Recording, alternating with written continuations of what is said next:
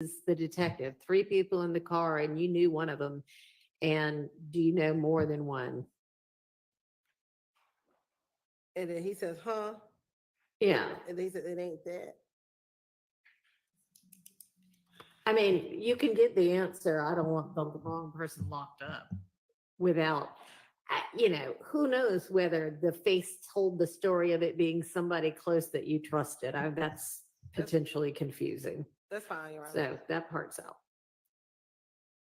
Next is 3810, Your Honor, and it's about 2 minutes. It's 4017. All right, let me ask you, did 34 through 3447, I don't know if you meant to skip that one. Oh, I skipped it accidentally. Thank you. All right, so this is, Your Honor, I'm sorry, did we stop at the word trusted on the last one? the question. Okay, so then this next one that's, I guess, subpart 6 Correct. is right below that. It looks like there's maybe on page 30, line 24, down through the next page about not being able to sleep. Was that it? I don't know. I think so. I'm not gonna get the wrong person locked up. Yeah. We already know that person, whoever it is, they heard of you. So regardless of the situation, it's gonna come to rest.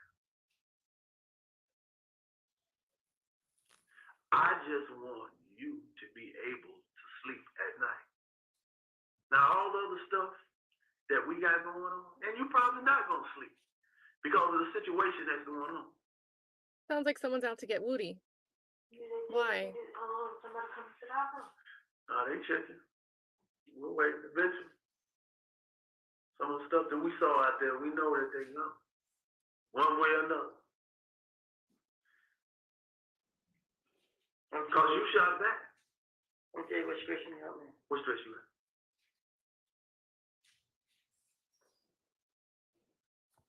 G-Lander, right. Investigator admitting he only gives half truths. He sounds like he's talking to someone he thinks Mr. Steele, what are you? someone's out to get him for something he Ms. did. Quarterman's not going to testify. 1, 2, it's just the detective stating the same things about sleep at night. I think it's irrelevant, and I think that it's under 403. It is prejudicial about who's sleeping at night, and I don't see the probative value. And then Mr. Copeland picks up with a lot stressing me out, so you don't miss any context of what he's talking about when he does speak.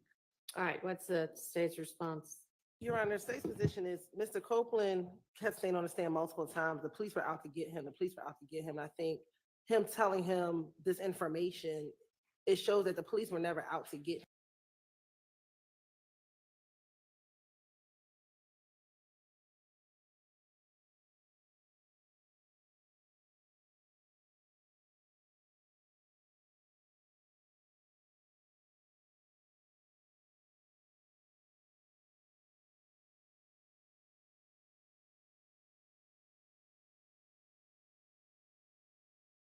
But it's the effect on the listener on how Copeland responded to what Detective Curry was saying to him.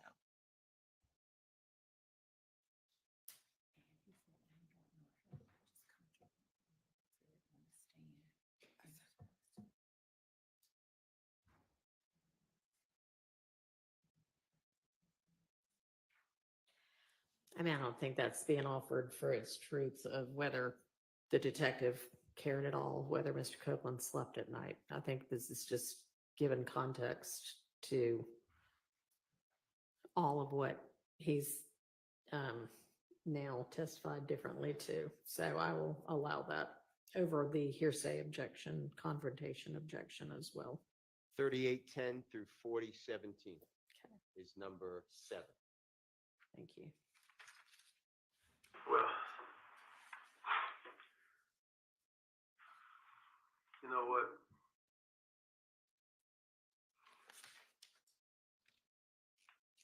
We have some things we got to deal with on the other end too. Now you know you convict the fella. You shooting a weapon. Okay, is there a reason the state needs this part? Is it just the, It's your probation now. The probation officer and,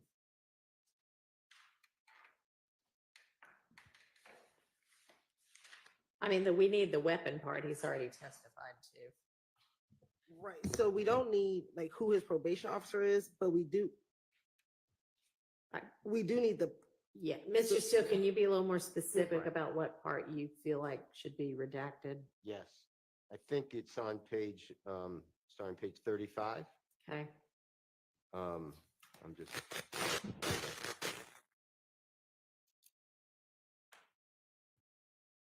I think it starts on line 4, okay, and this is just asking why that's right, needed. Going into the next page, which is page 36. It's about Detective Gate, needing to call Detective Gaither. I just don't understand why we need that. And then we need the weapon, which has been testified to by Mr. Copeland as a prior, it would be a prior consistent statement. He said, yes, they wanted the gun. I wasn't going to give the gun because it would get me in trouble. yeah, okay, so kind of down through all of 36. Yes.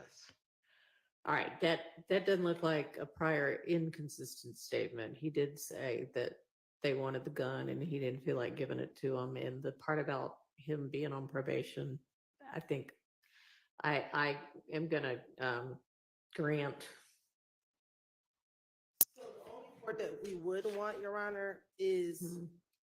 on page 36, Yeah, when he says, when Curry says you can call either one, you either can call one or two, we need that weapon. He says,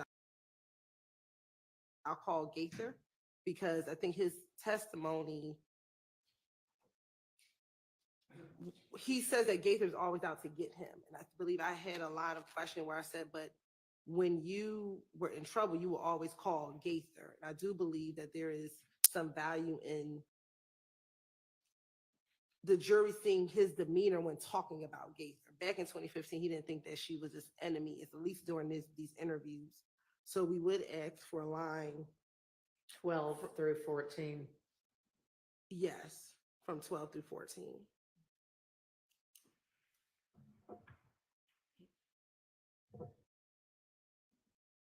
If it's for the demeanor. Well, frankly, 19 through 22 seems to. Oh, no, that's the probation officer. Never Yeah, mind. he's talking That's about the something probation. different. Okay. The What were next- you gonna say? I was going to just remind the court, the next day is going to be February 21, 2015, and you're permitting, I believe, a video audio recording. It's Detective Gaither with Mr. Copeland. So if you want to see the demeanor of Mr. Copeland and Detective Gaither, this would be cumulative. Your Honor, I disagree that it'd be cumulative, because I think that it's important that on multiple occasions, he had this comfort level with Detective Gaither versus his in-court testimony when he's making it seem as though Gaither was always attacking him, never just had it out for him. He had a relationship such that he always calls her when he was in need. Potentially, there's Well, 9. I'm not sure that it actually establishes that, because he's basically being told you either need to call one person or Gaither, and he's like, okay, I'll call Gaither. I think we can do without this. The next round is 40, 40. Timestamps correct. Sure, I don't know what the timestamps are, but the lines are page 35, starting with line 4, and then all the way through all of 36. Well, actually, through 37, line 2.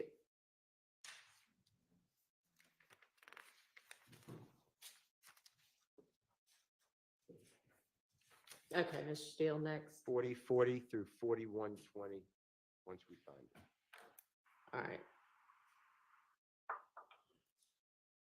Okay, so this is the very next thing. You need to keep in touch with Gator. You need to lay low, very low. Okay. You see, you found it? Oh, yes, yes, yes. Yeah, Right. it follows right from what we just, this is 37, line 4. Is it just the question? Yeah, it's going to be the Detective Curry making all these statements, just giving all the instructions. And then, I believe Miss Quarterman is then speaking, who's not going to be a witness.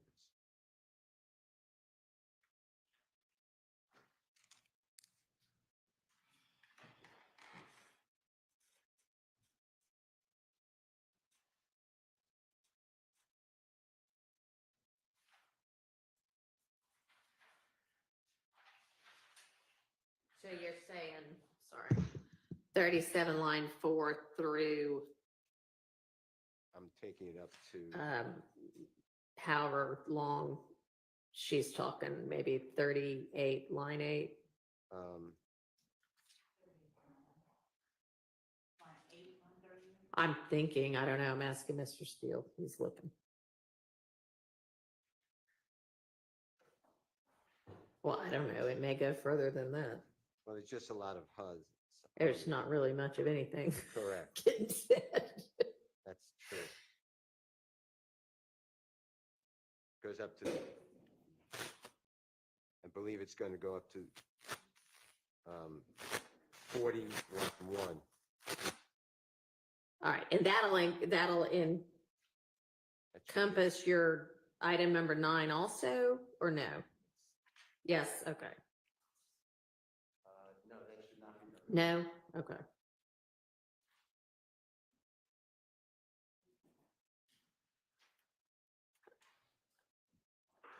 Hang on. State's response? So when it goes to the page 37, line 4, you need to keep in touch with Gaither. Again, to me, that impeaches his whole notion on the stand. When he- Okay.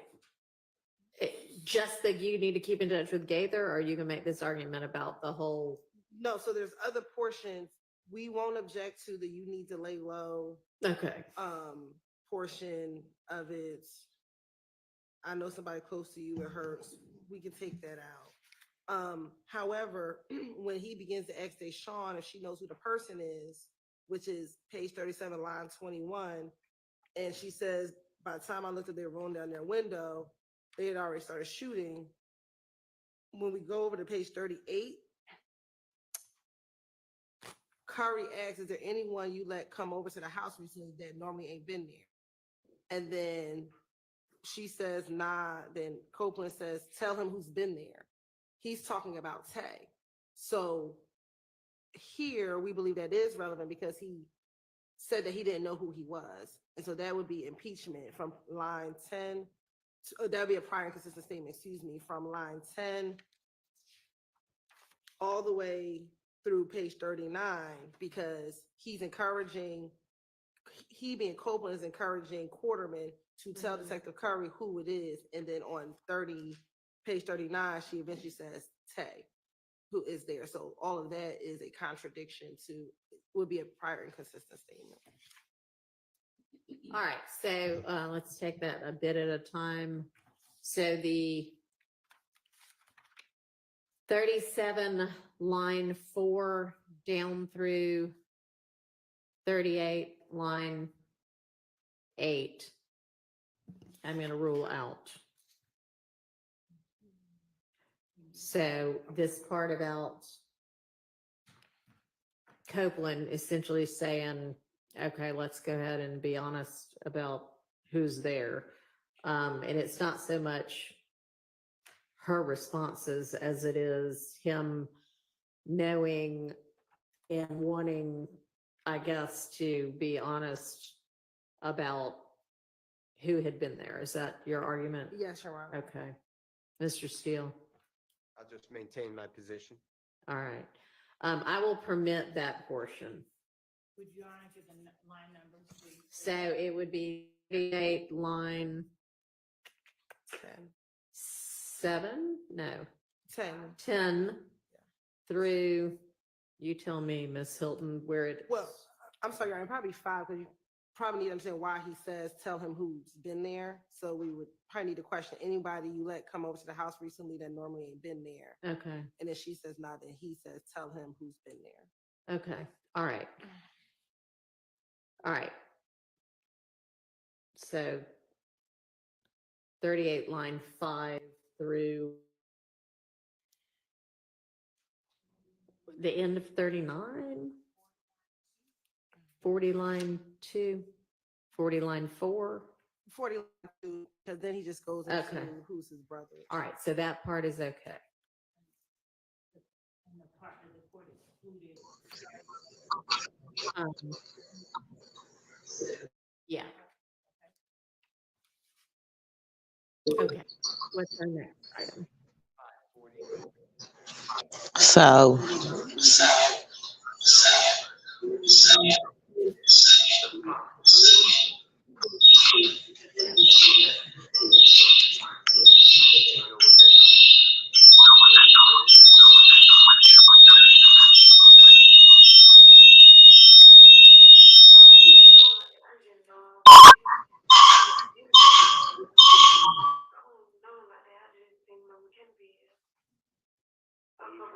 Anybody know where we are? Mechanicsville and Simpson. Well, Mechanicsville, Simpson, that's a. Yeah, that was before I seen Kennedy, I know he was right there. How old is Tate? He about your age? You older? Young. Or you young? He young man. How old are you? Page So you like 18, 19, something like that? How old are you? You 20? He 21. I'm 21. You're not 20? So it's Tate that lives on, that's Mount Simpson and was over on Simpson in Mechanicsville. There's two places he, you know what? Hanging when he came.